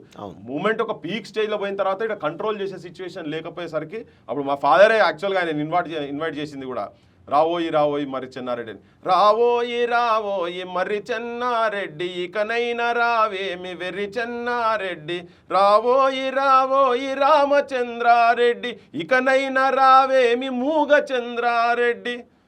ఇట్లా పాటలతో పట్టణాల్లో చూడు, మెట్ట భూమిల చూడు, ఆఫీసులో చూడు, ఆఫీసర్ను చూడు, ఆంధ్రమయమే అంత, అంధకారమే అంత, రావోయి మర్రి చెన్నారెడ్డి, ఇకనైనా రావేమి వెర్రి చెన్నారెడ్డి అని చెన్నారెడ్డి ఇంటికాడికి పోయి కూర్చొని ఇట్లా పాటలు వాడి తిడితే అప్పుడు వీళ్ళు ఏమైపోయినంటే ఉద్యమం భీకరంగా లేచింది మొత్తం. అది దాన్ని కంట్రోల్ చేసే లీడర్షిప్ కూడా లేని సిచ్యువేషన్లో ఉంటే వచ్చిండు. సరే దౌర్భాగ్యుడు మళ్ళీ ముంచిండు, పోయినాక లుచ్చ చెన్నారెడ్డి అని కూడా రాసిండు, మళ్ళీ లుచ్చ చెన్నారెడ్డి అనేది చేసిండు. అయితే ఈ అనుభవాలు ఆల్రెడీ ఒక రాజకీయ నేపథ్యంతో వచ్చినటువంటి మూమెంట్ తెలంగాణను ద్రోహం చేసింది, మోసం చేసింది, దగా చేసింది అనేది వీళ్ళకి ఆల్రెడీ ఉండే. ఆ భయం మా బోటల్లో కూడా జనం కూడా ఉండే. అంతమంది నిలబెట్టి గెలిపించిన తర్వాత వీడు కూడా ముంచుతాడు, వచ్చేటోడు కూడా ముంచుతాడు అనేది జనం పామరులా టాక్ ఉండే. అప్పుడు మాకైతే ఇంకేం తెలియదు, ఏటంటే చెల్లో అంటే చెల్లో లట్టు పట్టుకొని పోయే స్టేజ్లో ఉండే. అప్పుడు ఆ మీటింగ్లో కూడా స్టార్టింగ్ మీటింగ్ కూడా జరగదా అనే ఫ్రిక్షన్ ఉన్నప్పుడు చికటపల్లిలో పోయి లట్లు కొనుక్కొచ్చి ఒక 200 మంది గ్యాంగ్, మేము బయట గ్యాంగ్ ఫుల్ గ్యాంగ్ ఉండే మాది. ఆ గ్యాంగ్ అంతా లట్లు పట్టుకొని నిలబెట్టినాం మొత్తం. వాలంటరీ వచ్చిన వాళ్ళు వచ్చాడు డిఫరెంట్, మాది లట్ల బ్యాచ్. అప్పుడు హైదరాబాద్లో అంతా పైల్వాన్లు కదా, కృష్ణ యాదవ్, శ్రీనివాస్ యాదవ్ గ్యాంగులు వస్తారు, లట్లతో కొడతారట, మీటింగ్ పెట్టనిరట. అంటే వాళ్ళ తలకాయన వాళ్ళు కదా, మా తలకాయన వాళ్ళు చూసుకుందామని చెప్పని రెడీగా చేసి ఆడ ఉంటే చికటపల్లి మేతరోళ్ళు ఉండే మా వాళ్ళు దోస్తులు సునీల్ గిల్లర్, వాళ్ళ దగ్గరికి లట్లు పట్టుకొచ్చి ఆడ వచ్చి నిలబడ్డాం. అంటే మేము అంత భీకరంగా ఫ్రిక్షన్లో వచ్చి మేము అంటుంటే ఈ వెనుక ఈ కుట్ర ఉన్నదని చెప్పి మేము కాదు, జనం లోపల కింద పోతే కూడా చాలా మందికి అది ఉండే. ఈవెన్ చాలా మంది అందులో ఉన్న వాళ్ళకు కూడా చాలా మంది కూడా డౌట్స్ ఉండే, పైన వర్క్ చేసేటప్పుడు ఉన్నట్లు. అప్పుడు మేజర్గా అప్పుడు ఇన్నారెడ్డి గారు ఉండే ఆ స్టేజ్లో, జయశంకర్ అంకుల్ ఉండే, తర్వాత పాషామకులు అంటే కొద్దిగా దూరం ఉండే కావచ్చు, మధుసూనాచారి సూట్ కేసులు పట్టుకొని ఈకే హనుమంతరావు గారు. ఈయననైతే ఏదైనా పర్లేదు, ఈయన అటు ఇటు అయినా కానీ మళ్ళీ మనం దాన్ని నిలబెట్టాలని తనకుండే. ఎం నారాయణ రెడ్డి, పండిట్ నారాయణ రెడ్డి నిజామాబాద్ ఎంపీ, ఎవరో మేము ట్యాంక్ బండ్ నుంచి వెళ్ళి పోతుంటాను, ఎట్లా మరి ఏం చేద్దామని మళ్ళీ ముంచితే ఎట్లా చేస్తుండని. అంటే ప్రతి ఒక్కరికి ఉండే అది, అంటే ఆ డౌట్, ఆ భయం ఉండే. ఎందుకంటే ఇప్పుడు 369 మంది చనిపోయిన తర్వాత వాళ్ళ శవాల సాక్షిగా రాజకీయ నాయకులు దీన్ని ముంచిండు, తెలంగాణ వాదాన్ని ముంచిండు అనేది చాలా మంది లోపల ఉండే. నేను ఒక చిన్న ఉదాహరణ ఇక్కడ చెప్తే ఏంటంటే, మేము ఒక మీటింగ్, అమర్లం మీటింగ్ పెడదామని చెప్పి, కుటుంబాల మీటింగ్ పెడదామని చెప్పి నేను 2007 అనుకుంటా, నేను చాలా మంది దగ్గరికి 69లో రాజమండ్రి జైల్లో పోయినటువంటి వాళ్ళ దగ్గర కూడా నేను చాలా మంది దగ్గర పోయినా. అందులో డాక్టర్ గోపాల్ కిషన్ సాబ్ దగ్గర కూడా పోతే అని రానన్నాడు. సరే చల్, నేను అప్పుడు బంద్ చేసిన అంటే నేను ఇప్పటివరకు మళ్ళీ తెలంగాణ అని అనలేదు, ఇప్పుడు అనలేదు, రాదు ఎవరితో కాదు అది అని. కానీ లాస్ట్గా మీటింగ్ వచ్చిండు. అంటే అందరికి అట్లా అభిప్రాయం ఉండే. నేను 2007 2001లో కేసీఆర్ పార్టీ పెడితే 2007లో నేను ఆ మీటింగ్ పిలిచినందుకు పోతే కూడా గోపాలకృష్ణ సాబ్ ఆయన ఇక్కడ జైల్లో ఉండే వాళ్ళతో ఇంకా చాలా మంది ఉండేలేదు కానీ సో ఆ రాజమండ్రి జైల్లో ఉండే అయితే ఆయన చెప్తున్నాను నేను తన చెప్తున్నా యూరాలజిస్ట్ ఉండే తన మెడిసిటీలో ఉండే లాస్ట్కు అటు ఇటు చేసి బతిలాడితే ఆ మీటింగ్ కాడికి వచ్చిండు స్టేజ్ మీద కూర్చుంటాను విజువల్స్ కూడా ఉన్నాయి సో అదే అట్లా అందరికి అపనమ్మకాలు ఉండే ఈ లీడర్షిప్ మీద కూడా అపనమ్మకాలు ఉండే అప్పుడు ఏంటంటే మాకు కూడా ఏముండే అంటే ఒక ఎమోషనల్ మూమెంట్ అది 69 అనేది ఒక ఎమోషనల్ మూమెంట్ రక్షణల గురించి వచ్చినటువంటి మూమెంట్ మాదన్న మాకి రాజన్న దేవుడా అంతకన్నా మేము అడిగేదే లేదురా అని గోదావరి ప్రాజెక్టు గోవింద కొట్టింది మానేరు ప్రాజెక్టు మాయమైపోయింది ఏమేమో అన్నారు ఏమేమో చేసారు అన్నలు వచ్చి అన్ని సున్నలే చుట్టిరు అని రక్షణల మూమెంట్ ఏదైతే స్టార్ట్ చేసి ఇది ముచ్చలెత్తన గారు రాసింది ఇది 68లో రాసింది ఇది సో ఇట్లా అయితే ఈ రక్షణల మూమెంట్ స్టార్ట్ చేసిన తర్వాత ఎప్పుడైతే ఇప్పుడు విఠల్ చెప్పినప్పుడు వీళ్ళందరూ నిరాదీక్ష రవీంద్రనాథ్ వీళ్ళందరూ నిరాదీక్ష చేసిన తర్వాత అది ఒక మూమెంట్ లెక్క మళ్ళీ వచ్చి అది సపరేట్ తెలంగాణ అంటే స్ట్రాటజికల్గా స్టార్ట్ చేసింది ఇది అప్పుడు పురుషోత్తం రావు గారు కూడా యాక్టివ్గా ఉండే తర్వాత సరే ఆయన మెల్లగా వెంగళరావుతో అటు ఇటు అండర్స్టాండింగ్లో పోయి ఇంటర్నల్గా పోయారు కానీ అప్పుడు ముచ్చలెత్తన గారు సమితి ప్రెసిడెంట్ ఉండే అప్పుడు జయశంకర్ సాబ్ వీళ్ళంతా ఒక డిఫరెంట్ టీమ్స్ ఉండే అప్పుడు సో అయితే అది అక్కడ నుంచి ఒక అపనమ్మకాలతోటే మొదలైంది 2001లో కూడా సో కానీ ఈ రాజకీయ పరమైనది ఎందుకు అని అంటే పోలీస్ రిప్రెషన్ తోటి బెల్లెల్తను గదరను కాల్పులు ఇవన్నీ జరిపిన తర్వాత ఒక ఇన్సెక్యూర్గా ఫీల్ అయ్యి ఒక రాజకీయ పార్టీ రావాలి దీని అంబ్రెల్లా కింద వర్క్ చేయాలనేది ఒక ఆలోచన ఉండే అప్పుడు అనివార్యంగా కేసీఆర్ను తీసుకురా జనరల్గా టీఆర్ఎస్ పార్టీ ఆవిర్భావం తర్వాత అన్న చెప్పినట్టు చాలా అనుమానాలు నేను చెప్పేసి అన్నారు కదా కానీ కేసీఆర్ 2001 నుంచి 2014 వరకు తెలంగాణ రాష్ట్ర సాధనలో ఒక పొలిటికల్ మూమెంట్ అయితే క్రియేట్ చేయగలిగిండు సో ఈ గ్యాప్లో కేసీఆర్కి ఎందుకు ఆ తెలంగాణ మూమెంట్కి సంబంధించి కంపల్షన్ ఏర్పడింది అంటే ఆయన ఖచ్చితంగా తెలంగాణ కోసమే పనిచేయాలి తెలంగాణ రాష్ట్రాల కోసం పనిచేయాలనేటువంటి కంపల్షన్ ఎట్లా ఏర్పడింది ఇప్పుడు పృథ్వన్న చెప్పినట్టు టీఆర్ఎస్ పార్టీకి ముందు పునాది వేసింది 96 నుంచి 2001 వరకు అవును మారోజు వీరన్న గారు రాసిన డైరీలో ఏమని ఉంటుందంటే ఈ 3 కులాలు 3 కుటుంబాల పెత్తనం సమైక్య ఆంధ్రప్రదేశ్ అంటే కృష్ణా గోదావరి జిల్లా కమ్మోళ్ళ పెట్టుబడి కోస్తాంధ్ర కమ్మల పెట్టుబడి నెల్లూరు రెడ్ల మనీ పవరు రాయలసీమ రెడ్ల మజిల్ పవరు ఈ 3 ఉన్నంత కాలం మనము బహుజన రాజ్యం రాదు ఎస్సీ ఎస్టీ బీసీలకి రాదు అని చెప్పి ఆయన కాన్సెప్ట్ ఏంటంటే ఆంధ్ర రాయలసీమ తెలంగాణ 3 ప్రాంతాలు విడిపోవాలి అప్పుడు మాత్రమే కింది వర్గాలకి అనేది ఆయన కాన్సెప్ట్ థియరీ థియరీ నుంచి వచ్చిన మూమెంట్లోనే డోలు దెబ్బ కావచ్చు మన ఇది దండోరా కావచ్చు మాదిగ దండోరా కావచ్చు మోగు దెబ్బ తుడుం దెబ్బ ఇవన్నీ వచ్చి పనిచేస్తున్నాయి ఆ మూమెంట్ని చంద్రబాబు నాయుడు పాశవికంగా అంచివేసిండు ఆ ఎన్కౌంటర్లో కూడా ఇప్పుడు చెప్తున్న ప్రముఖులు కొంతమంది కోవర్ట్లు కూడా ఉన్నారు అంటారు అది పక్కకు పెడితే యాజ్ జర్నలిస్ట్గా 2001 నుంచి ఒక ఉద్యమకారుడిగా చూసింది ఏంటంటే అసలు కేసీఆర్ అనేటువంటి ముక్కు తెలియదు ముఖం తెలియదు ఎవరికి కేసీఆర్ అనేది కూడా తెలియదు కరీంనగర్ ఏప్రిల్ 27 ఆ మీటింగ్కి పోయినా నేను ఒక జర్నలిస్ట్గా తేజ టీవీ రిపోర్టర్గా అన్నవాళ్ళు అప్పటికే మొత్తం ఆ నిర్వహణ అంతా చూసారు ఆ పర్మిషన్ తెచ్చింది కూడా అన్ననే ఆ మీటింగ్కి అయితే మీడియా వాళ్ళందరూ ఆ కేసీఆర్ గారు తెలుగుదేశం ప్రాథమిక సభ్యత్వానికి రాజీనామా చేసిన లెటరు టీడీపీ పార్టీకి శాసనసభకి టీడీపీకి డిప్యూటీ స్పీకర్ ఆ లెటర్లు కావాలని మీడియా వాళ్ళందరూ అడుగుతుంటే ఆ ఖాళీ కవర్లు బయటపడ్డది అప్పుడు అంటే ఆ పార్టీ పుట్టుక నుంచే అబద్ధం మీద పుట్టింది ఆయనకి అది కూడా సీరియస్నెస్ లేదు ఒకవైపు ఈ ఖాళీ కవర్లు ఇక్కడ బయటపడ్డాయి బొజ్జల గోపాలకృష్ణారెడ్డి అని కోటగిరి విద్యాధర్ రావు ఇంకెవరు చంద్రబాబుతో మంత్రాలు జరుపుతున్నారు జలదృశ్యం మీటింగ్ చూపించి ఆ కోనాయపల్లి టెంపుల్ నుంచి ఆయన బయలుదేరిండు మొత్తం ఇదంతా బోయినపల్లి హనుమంతరావు గారు పృథ్వన్న వీళ్ళు చూస్తున్నారు మాకు తర్వాత అర్థమైంది ఏంటంటే అసలు ఈ మీటింగ్ అడ్డం పెట్టుకొని మంత్రి పదవి తెచ్చుకోవచ్చామని ఆఖరి వరకు బేరసారం జరిగింది చంద్రబాబు పట్టించుకోలే కాబట్టి అప్పుడు వెలమల కోటలో విజయరామరావు ఒకటికే మంత్రి పదవి ఉండే ఆ రోజు నుంచి నేను సీక్వెన్స్ చూడండి కేసీఆర్ బొంత పురుగునైనా ముద్దాడుతా కుష్టి రోగినైనా కౌగలించుకుంటా అది కూడా ఆయన మాట కాదు వరంగల్ సీనన్న మాట కరీంనగర్ సింహగర్జన ఏప్రిల్ 17న జరిగింది కరీంనగర్లో 100,000 మంది వచ్చారు దానికి వచ్చిందంతా సపోర్ట్ చేసిందంతా మావోయిస్ట్ సింపథైజర్లు ఇంటెలిజెన్స్ రిపోర్ట్ 30,000 మంది మావోయిస్ట్ సింపథైజర్లు వచ్చారని చెప్పారు మావోయిస్టులు లెఫ్ట్ సింపథైజర్స్ తెలంగాణ వాదుల బలంతో కేసీఆర్ ముఖము ఆయన ఏం తెలియదు అలాంటి కేసీఆర్ కోసం ఇంతమంది ఎందుకు వచ్చారంటే తెలంగాణ వాదంలో ఉన్న బలము అందరూ పృథ్వన లాంటి వాళ్ళు తెలంగాణ వాదులంతా ఒక తాడో పేడో తెలుసుకోవాలనుకున్నారు ఆ రోజు ఏమన్నాడు సింహగర్జన రోజు నేను తేజ టీవీలో ఉంటూ మా రవిప్రకాష్ వద్దన్నా కూడా పోయి నా ఉద్యోగం పోయింది ఆ రోజు ప్రజలంతా ఏమన్నారంటే ఈనాడు పత్రిక మనకి వ్యతిరేకం అని చెప్పి ఈనాడు పత్రిక మీద ఒక ప్రకటన చేయమని మొత్తం సింహగర్జనకు వచ్చిన 1,00,000 మంది రామోజీరావుకి వ్యతిరేకంగా ఈనాడు పత్రికకు వ్యతిరేకంగా తీర్మానం చేయమంటే ఈయన తెలివిగా ఏం చేసిండు ఈనాడు ఒక పత్రిక మన పాలిట విషపుత్రిక అయింది, దాని మానాన దాన్ని వదిలేద్దాం, దాని మీద దాడులు చేయొద్దని చెప్పిండు. నిజంగా సింహగర్జనకు వచ్చినాక రిటర్న్ అందరూ ఏంటంటే రామోజీరావు ఆఫీసులు, ఈనాడు ఆఫీసులు పలకొట్టాలని ఉండే. జై తెలంగాణ పత్రిక పేరు మీద కేసీఆర్ ఎట్లా అంటే మిమ్మల్ని ఎట్లా మాయ చేసిండు, ఎంత వసూలు చేసిండు అసలు? అయితే యాక్చువల్గా ఏంటంటే అప్పుడు తెలంగాణ గురించి ఏ పత్రిక లేదు, ఏది వార్తలు వస్తలేవు కాబట్టి ఇది 69 మూమెంట్లో నాన్న ఓనర్షిప్, పబ్లిషరు, ఎడిటరు, అప్పుడే రిజిస్టర్ ఓనర్ అప్పటిదే. అంత ముందు ఒక ముస్లిం ఎవరిదో ఉండే ఎప్పుడుదో. సో అయితే అది తీసుకున్నారు. తర్వాత 69 మూమెంట్ మొత్తం దాదాపు 74 వరకు నడిపించారు. దాన్ని దేవులపల్లి ప్రభాకర్ రావుయే ముఖ్యంగా చూసేది, తన కూడా చూసేది. ఈవెన్ ఇప్పుడు దేవులపల్లి అమర్ ఉన్నారు కదా, అమర్ ప్రూఫ్ రీడింగ్ చేసేది. ఆయన ఫస్ట్ చేసింది జై తెలంగాణ పత్రికనే. సో అయితే దాంట్లో అప్పుడు ఆనందరావు తోట కావచ్చు, ప్రతాప్ కిషోర్ గారు కావచ్చు, జయశంకర్ కావచ్చు, రఘువీర్ రావు గారు కావచ్చు, వరంగల్ ఉన్నటువంటి కొంతమంది ఆర్టికల్స్ రాస్తే తన పోయి తీసుకొని వచ్చి అన్ని చేస్తున్నారట. సో ఆ పత్రిక బాగా కష్టకాలంలో ఉన్నటువంటి నడిపిన పత్రిక. అప్పుడు పాపులర్ పత్రిక, టైటిలే జై తెలంగాణ కదా, శ్రీధర్ గారు వచ్చిన వాళ్ళ ఫాదర్ది వేరే పత్రిక. సో అయితే అప్పుడు దీని భావజాల వ్యాప్తి బాగా జరిగింది. జై తెలంగాణ పత్రిక అనేది చాలా పాపులర్ పత్రిక కాబట్టి దాన్ని మళ్ళీ రివైవ్ చేద్దాం, దాన్ని మళ్ళీ పత్రికను తీద్దామని మళ్ళీ ఢిల్లీకి పోయి చేసి ఆ పర్మిషన్స్ అన్ని కూడా తీసుకొచ్చినండి. తీసుకొచ్చిన తర్వాత దానికి ముసరత్న గారు చెప్పింది ఏంటంటే దానికి ఎడిటోరియల్ బోర్డు వేద్దాము. ఎడిటోరియల్ జాదవ్ గారు కావచ్చు, జయశంకర్ గారు కావచ్చు, సింహాద్రి గారు కావచ్చు, కంచాయిల, ఇటువంటి కొంతమందితోటి మనం ఎడిటోరియల్ బోర్డు వేద్దాము. వాళ్ళ ద్వారానే నడవాలి ఏది కూడా, ఎవరి ఇంటర్ఫిరెన్స్ లేకుండా. అట్లయితేనే ఒక ఇంటెలెక్చువల్ మెసేజ్ పోతుంది అనేది మా నాన్న అని చెప్పింది. Condition, it was a pre condition. అట్లే వేద్దామని, అట్లేం లేదు అన్నాడు. అన్ని కథలు చెప్పిండు. మాకు తెలియకుండానే, నాకు తెలియకుండానే పుస్తకాలు కొట్టించేసి ప్రతి నియోజకవర్గానికి 3, 4, 5, 6 ఇచ్చి ఎవరు ఎక్కువ సబ్స్క్రిప్షన్ తీసుకొస్తారో వాళ్ళకి రేపు పొద్దుగాల నియోజకవర్గం ఇన్ఛార్జి చేస్తా, పార్టీ నియోజకవర్గం ఇన్ఛార్జ్ అంటే ఇక ఆడి కింది పోయి తీసుకొచ్చింది కొద్దిగా తక్కువనే, కానీ వీళ్ళు వేసుకున్నట్టు ఈ కాంపిటీషన్లో కూడా స్టార్ట్ అయ్యి అట్లానే బాగా పైసలు వచ్చినాయి. అదే తర్వాత కొద్ది రోజుల తర్వాత జనం నుంచి అడుగుడు స్టార్ట్ అయినారు. ఏమైనా ఇన్ని రోజుల పైసలు తీసుకొని పత్రిక వస్తలేదు అని ఇటు మా నాన్న అడుగుడు ఇట్లా ఒత్తిడి స్టార్ట్ అయింది. దీని తర్వాత ఏం చేసిండే, టైమ్స్ ఆఫ్ ఇండియాలో ఒక పెద్ద హెడ్లైన్ ఐటమ్ వచ్చింది.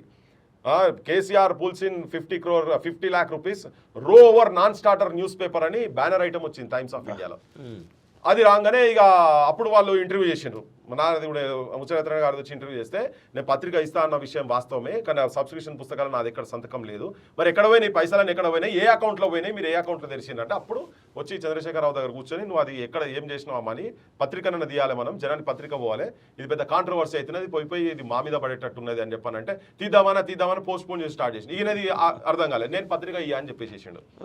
అట్లా ఆ పత్రిక విషయం దగ్గరకు వచ్చినప్పుడు తనకు మాకు వచ్చినటువంటి ఘర్షణ అది చాలా మందికి పైన చాలా మంది తెలిసి, ఇలా ఆయన దగ్గర ఉన్నోళ్ళు కాబట్టి వాళ్ళు ఏం మాట్లాడకపోవచ్చు. సరే, ఇంకొక విషయం నేను ఏంటంటే ఇలా నేను మళ్ళీ రిపీట్ చేయదలుచుకుందంటే, ఇది ఈ లిక్కర్ది ఒకటి పక్కకు పెడితే, అసలు కేసీఆర్ ఆఫీస్ మీద దాడి జరిగిన కారణం ఏంటంటే, కేసీఆర్ మమ్మల్ని విద్యార్థి ఆర్గనైజేషన్ పెట్టొద్దని చెప్పిండు. స్టూడెంట్ ఆర్గనైజేషన్ లేదు, రక్తపు బొట్టు నేల మీద రాలొద్దు, ఒక లాఠీ దెబ్బ ఎవరు ఒంటి మీద పడొద్దు, అటువంటి తెలంగాణ కావాలి. అసలు విద్యార్థులు ఇప్పటికే బాగా నష్టపోయింది కాబట్టి విద్యార్థులు ఎవరు కూడా ఈ ఉద్యమంలో పాల్గొనొద్దు అని అన్నాడు. అంటే విద్యార్థులు లేని అసలు ఉద్యమం ఎక్కడిది అని చెప్పని అంతే కదా, నాతో చాలా డైరెక్ట్గా జరిగింది. విద్యార్థులు ఎట్టి పరిస్థితిలో ఉండాల్సిందే, విద్యార్థి మూవ్మెంట్ లేదు, తెలంగాణ లేదు, సవాలే లేదు. ఇప్పుడు మీరు అందరూ మీ పార్టీకి ఆ పార్టీకి ఈ పార్టీకి వచ్చిన వాళ్ళు గ్రామ స్థాయిలలో కమిటీలలో ఉంటున్నారు. వాడు రేపు పొద్దుగాల నువ్వు ఎటు పోతే వాడు అటే పోతాడు, రాళ్లతో కొట్టేటోడు వాడు అని అడిగినాము. అవును, నువ్వు రాళ్లతో కొట్టి చంపునే మోసం చేస్తే ద్రోహం చేస్తే అన్నాడు. నువ్వు మోసం ద్రోహం చేసినాడు, కొట్టేటోడు ఎవడు అని అంటే, ఏ మాత్రం స్వార్థం లేకుండా కేవలం తెలంగాణ గురించి త్యాగం చేసినటువంటి సంతతికి పుట్టినటువంటి విద్యార్థులే వాళ్ళే రేపు పొద్దుగాల రాళ్లతో కొడుతున్నారు, ఆ కమిటీ కావాలి అంటే కాదు అన్నాడు. కాదంటే మేము విభేదిస్తున్నామని పోయినాం, కమిటీ చేసినాం. అదంతా కలిసి స్టూడెంట్స్ అంతా కలిసి వచ్చి కూర్చొని నన్ను ఎలెక్ట్ చేసిరు. పృథ్వీరాజే దానికి ప్రెసిడెంట్ అయ్యిండు. 17-18 మెంబర్స్ మాది ఒక కమిటీ ఉండే, అది కూడా టైమ్స్ ఆఫ్ ఇండియా హెడ్లైన్స్లో వచ్చింది. దాంట్లో విఠల్ కూడా సెక్రటరీ ఉండే, విఠల్, దరువెల్లన్న, ఇంకా సాయిలు, వీళ్ళంతా కొంతమంది, కొమ్ము ప్రవీణ్ ఇప్పుడు అడ్వకేట్, హైకోర్టులో అడ్వకేట్, యాదయ్య, సదానందం అని కల్వకుర్తిలు ఇప్పుడు లెక్చరర్, ఇట్లా అందరం ఉండే 17-18 మెంబర్స్ ఉంటే, అది మేము కరీంనగర్ ఒక మీటింగ్ SRR కాలేజీలో మీటింగ్ పెడితే చాలా అద్భుతంగా సక్సెస్ అయింది ఆ మీటింగ్. అక్కడ ఆ మీటింగ్కు నేను, ప్రవీణ్, యాదయ్య, సదానందం నలుగురం కలిసి బస్సులో పడిపోయినాం. ఆ మీటింగ్ను క్యాన్సిల్ చేయాలని జయశంకర్తోని, జనార్దన్ రావుతోని విపరీతమైన ఒత్తిడి తీసుకొచ్చిండు. లాస్ట్కి వాళ్ళు ఎవరు రాలేదు, మేమే మాట్లాడినాక అక్కడ కొంతమంది రిజైన్ చేసిండ్రు. ఆ మీటింగ్లోకి వచ్చిన వాళ్ళు టీఆర్ఎస్కి రిజైన్ చేసారు. అది ఈనాడు అయినా పెద్దగా బ్యానర్ ఐటమ్ అక్కడ లోకల్ పేపర్లలో కరీంనగర్లో వచ్చే వరకు అది వాళ్ళందరూ వచ్చి ఇక్కడ కూర్చొని విద్యార్థి ఆర్గనైజేషన్ ఏటో పోతున్నది వీడేటో దిప్పుతున్నాడు వీనది అంటే భయం ఈయన ఏం చేసిండు ఆ పత్రికలు వచ్చిన రోజే 68 మందితో ఒక కమిటీ చేసిండు ఆయన విద్యార్థి ఆర్గనైజేషన్. అప్పటిదాకా తెలంగాణ గురించి ఏం మాట్లాడలే, విద్యార్థుల గురించి ఏం మాట్లాడలే, వద్దని ఇవన్నీ అన్నోడు రాత్రి కూర్చొని 68 మంది పేర్లతోని వేరే ఒక అతన్ని అధ్యక్షుని పెట్టి ఏబీవీపీకి వచ్చినటువంటి ఒక అతన్ని నరేష్ అతన్ని పెట్టి ఒక కమిటీ వేసేసి అనౌన్స్ చేసిండు. అనౌన్స్ చేసినాక అప్పుడు మేము తిరగబడ్డం ఏంటంటే నువ్వు ఎవరిని అడిగేసినావు అబ్బాయి మా పేర్లు, మేమైతే నీ దగ్గర పని చేస్తామని చెప్పలే, మా పేర్లు మాకు సంబంధం లేకుండా ఆయన ఏమనుకున్నాడంటే కేసీఆర్ కమిటీ అంటే అందరూ ఊరుకొస్తారు కదా అనుకున్నారు. ఈ యూనివర్సిటీకి వెళ్ళి 2 DCMలకి వెళ్ళి అప్పుడు వచ్చి అబ్దుల్ అనే ఉండే నల్లకుంటల మా దోస్తుడు చెప్తే 2 DCMలు పంపించాడు. వచ్చి ఆఫీస్ మీద దాడి జరిగింది. నువ్వు ఎవరిని అడిగి జలదృశ్యం మీద దాడి, దానికి సాక్ష్యం ఇలా బతికున్నటువంటి మధుసూదనాచారి సాబే సాక్ష్యం. అప్పుడు ఇంకా సురేందర్ రెడ్డి ఉండే, నా సురేందర్ రెడ్డి ఫారెస్ట్ మినిస్టర్ ఉండే, ఆయన కూడా ఉండే, ఇంకా కొంతమంది ఉండే. వద్దు అని దండం పెట్టిరు. యాక్చువల్గా బచాయించిపోయింది ఆ రోజు, వేరే తిరుగుంటే కథ. కానీ ఆయన ఆఫీసులు ఉంటే వేరే తిరుగుంటుండే, పెట్రోల్ పంప్ అంత కథ వేరే ఉండే, అన్ని ప్రిపేర్ అయి పెట్టినాం. కానీ అది ఆఫీస్ మీద దాడి చేసేందుకు ప్రధానమైన అంశం ఏంటంటే మేము తెలంగాణ గురించి సపరేట్గా నువ్వు కాదంటే మేము బయటికి పోయి మా ఆర్గనైజేషన్ మేము పెట్టుకున్నాం. దీంట్లో విభేదాలు తీసుకొస్తట్టుగా నువ్వు అప్పుడే రాజకీయాలు చూపిస్తున్నావు కాబట్టి మేము తిరగబడ్డాం. అరే చెన్నారెడ్డి అంటే అప్పుడు ఊకున్నారు కావచ్చు, కానీ ఇప్పుడు మేము ఊకునే పరిస్థితి లేము. ఎవడు మోసం చేసినా, ఎవడు ద్రోహం చేసినా, తెలంగాణ వాదుల మీద కన్నెత్తి చూసినా కానీ మేము ఊకునే సవాలే లేదని ఒక మెసేజ్ పంపేటందుకు ఉస్మాన్ యూనివర్సిటీకి వెళ్ళి వచ్చి దాడి చేయడం జరిగింది. ఇది ప్రధానమైనటువంటి కారణం ఆ రోజు జరిగినటువంటి జలదృశ్యం మీద దాడి. ఇప్పుడు వి ప్రకాష్ రాసిన పుస్తకంలో రాస్తాడు ఆంధ్ర ప్రభుత్వం చేసింది చెప్పించిందని మొన్న ఫేస్ టు ఫేస్ అయితే అడిగిన నేను అన్న ఆంధ్ర గుండాలు ఆంధ్ర ప్రభుత్వం చేసింది అని చెప్పేది కథలు చెప్పి రాసి. అయితే అప్పుడు చాలా మంది కూడా ఏంటంటే పోనీ ఈ జలదృశ్యం మీద దాడి జరిగిందాన్ని ఎందుకు మనం పైకి బాగా ఎందుకు తీసుకురావాలి అది అన్నారు. ఒక జమినీ టీవీలో వచ్చింది, అప్పుడు జమినీ టీవీ ఒకటి ఉంటే దాంట్లో న్యూస్లో ఒక దాంట్లో వచ్చింది. ఇక చాలా మంది దానికి తర్వాత ఎందుకు లేక పోనీ దాన్ని సబ్సైడ్ చేయి అన్నప్పుడు మేము కూడా ఏంటంటే అప్పటి నుంచి మా తిరుగుబాటు నడుస్తూనే ఉన్నది కేసీఆర్ మీద, కేసీఆర్ ఆలోచన మీద. ఇప్పుడు మమ్మల్నే మేమే సపరేట్ ఆర్గనైజేషన్ విద్యార్థులుగా పెట్టుకున్నప్పుడే నువ్వు మా మధ్యలోనే విభేదాలు తీసుకొచ్చే ప్రయత్నం చేస్తున్నావు అన్నప్పుడు మేమేమైనా ఆంధ్రతో కలిస్తే వేరు కదా. మేమే ఇంకా నికార్స్గా అట్లే ఉండి కొట్లాడుతున్నాం. ఆ రోజుకెళ్ళి ఈ రోజు వరకు మేము అట్లనే ఉన్నాం. అంటే ఇలాంటి సంఘటనలన్నీ కూడా కేసీఆర్ను ఉద్యమం వైపు నిలబెట్టే ప్రయత్నం చేసానికి ఈ భయం వల్ల యాక్చువల్గా ఏంటంటే చాలా సందర్భాలలో ఆయన స్లిప్ అయిపోయే సిచ్యువేషన్స్ ఉండే. దేవేందర్ గౌడ్ పార్టీ పెట్టక ముందు కూడా ఆయన మొత్తం అస్త్రశస్త్రాలు మొత్తం వేసేసి తెలంగాణ లేదు, మన్ను లేదు, నా తలకాయ తిరుగుతుంది ఇదంతా అని చెప్పని ఇంట్లో కూర్చున్నాడు. ఆయన 4-5 నెలలు ఇంట్లోకి వెళ్ళి బయటికి వెళ్ళలే. ఇది జయశంకర్ గారు కూడా చెప్పారు మా నాన్నతోని, అరే ఈయన మొత్తం అన్ని వదిలేసి అట్టి ఇట్లా నీకు మొదటి నుంచి చెప్తున్నా పైసాబ్ నువ్వు ఆయనతో ఎందుకున్నావు అని చెప్పి మా నాన్న అడిగిండు ఆయన. ఇవన్నీ జరిగినాయి. ఎప్పుడైతే దేవేందర్ గౌడ్ వచ్చి మళ్ళీ పార్టీ పెట్టిండో అప్పుడు మళ్ళీ నాకు అయ్యా ఇట్లా మరి ఇప్పుడు నేను పోయినా నేను ఇళ్ళలో పోతే ఇంకోటి వచ్చింది కదా ఇక్కడికి అని చెప్పని అక్కడ మళ్ళీ స్టార్ట్ అయ్యి వచ్చింది. లాస్ట్కు ఆయనే జ్యూస్ తాగినప్పుడు జరిగినటువంటి తిరుగుబాటు ఏదైతే జరిగిందో, అరే మాది ఇది దాగురా, మా రక్తం దాగురా అని చెప్పని ఖమ్మంలో ఎప్పుడైతే నిరాహార దీక్ష అని చెప్పి స్టార్ట్ చేసిండో అక్కడ ఆయన మెడకు పడ్డది. అప్పటి నుంచి ఇక తప్పలే, ఆయనకు అసలే తప్పలే. అప్పటిదాకా అటు ఇటు ఉండే. దాని తర్వాత కూడా ఈవెన్ జేఏసీలు ఫామ్ అయిన తర్వాత కూడా జేఏసీలు చేసినటువంటి చాలా ఉద్యమాలల్లా ఆయన భాగస్వామ్యం కాలే కదా. ట్యాంక్ బండి మీది కాలేదు, సాగరహారంది కాలేదు, రెండిట్లలో ఆయన లేడు కదా. ఆయన వీళ్ళు అనౌన్స్ చేసి అవును లేడు కదా, ఆయన పాత్రనే లేదు. ఆఖరికి వాళ్ళే చెప్పిండ్రు. ఆ నలుగురు చెప్తే మేము, ఆయన పెద్ద మనిషి చెప్తే మేము బంద్ చేసినామని ఆ నలుగురు చెప్పారు. ఆ నలుగురు అంటే ఎవరో తెలుసు అందరికి. ఆయన చాలా ఓపెన్ గా చెప్పింది కదా. వీళ్ళు ఢిల్లీలో పోయి మాట్లాడుకొని వచ్చారు. అంటే ప్రతిసారి తెలంగాణను సాబటైజ్ చేసి అది ఎప్పుడైతే ఆయన కాకుండా ఉద్యమకారుల చేతుల్లో ఎప్పుడైతే నాయకత్వం పోతుంది అనుకున్నప్పుడు అలా ఆయన ఎక్కడో దగ్గర రాజకీయ పరంగా కాంప్రమైజ్ అయ్యి ఆయన ఎత్తుగడలు వేసుకుంటూ వచ్చి చేసినటువంటి ప్రయత్నాలు చేసిండు. కాకపోతే ఏంటంటే విపరీతమైన ఎప్పుడైతే ఆత్మహత్యలు జరుగుడు స్టార్ట్ అయినాయో, సమస్యలు పరిష్కరించబడినందుకు అప్పటి వరకు ఉంటుంది కదా. ఆత్మహత్యలు ఎప్పుడైతే స్టార్ట్ అయినాయో అప్పటి నుంచి ఒత్తిడి కూడా బాగా వాళ్ళ మీద స్టార్ట్ అయింది. కానీ ఎమ్మెల్యేలుగా రిజైన్ చేసి కూడా సమైక్య రాష్ట్రంలో ఆదిగా మేము ప్రత్యేక తెలంగాణలో ఎమ్మెల్యేలు అవుతామని చెప్పి రాజీనామా చేసిన వాళ్ళు కూడా 6 నెలలు రాకముందే మళ్ళీ ఎమ్మెల్యే అంటే జనం లోపల ఏంటంటే పోనీ అని ఓట్లు వేసారు అంతేనే తప్ప.